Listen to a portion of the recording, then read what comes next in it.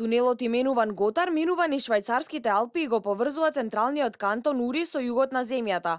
Тој е долг 57 километри, со што ја надминува должината на сегашниот најголем тунел Сеикан во Јапонија, кој е долг 53,9 километри.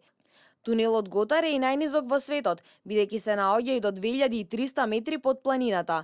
Изградбата чинела околу 12 милиарди швајцарски франци и траела 17 години. Рутата низ која поминува овој тунел е една од најважните правци низ Алпите, каде сообраќајот е зголемен за 10 пати од 1980 година.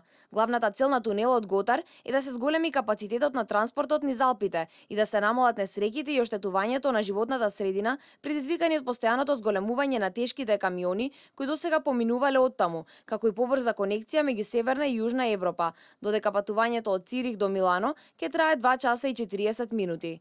Во изградбата учествувале 2400 работници, а за неа е одговорен швајцарскиот инженер Джовани Ломбарди, чија специјализација е изградба на тунели.